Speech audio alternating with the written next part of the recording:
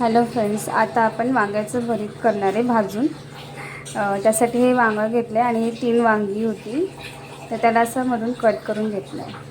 आणि टॅमॅटो आहे 1, आणि आपण ह्या मिरच्या घेतल्या आहेत. मिरची आणि ह्या सर्वांना आपण तेल लावून ह्या जाळीवरतीच भाजायचं आहे.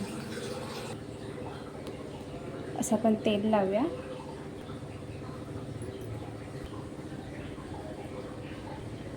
मिरच्या चवीप्रमाणे घ्या. कसं तिखट हवं असेल तर एवढे घ्या, कमी पाहिजे तर कमी घ्या.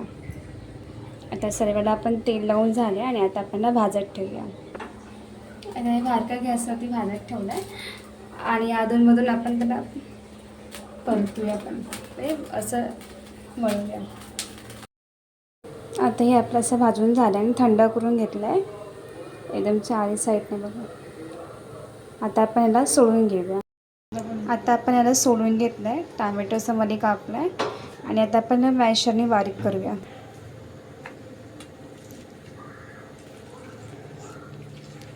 मिरची पण मध्ये कापली.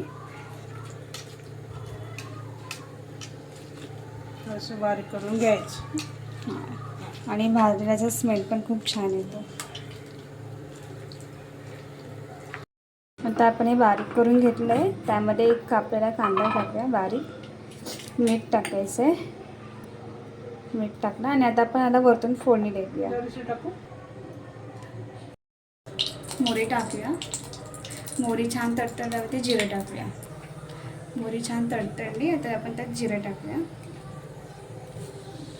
जिरं पण छान चिरलं. कढीपत्ता टाकूया आणि आता हिंग टाकूया. हिंग टाकला.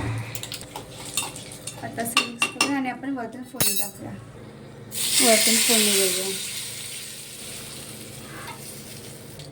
मस्त वास आला आणि आता पण छान. आता ते भाकरी घ्यावी आणि खाऊ. भाकरी चपाती छान लागतं. मीठ टाकलं आपण त्यात चवीनुसार. कांदा टाकला आणि नंतर वरतून फोडणी दिली.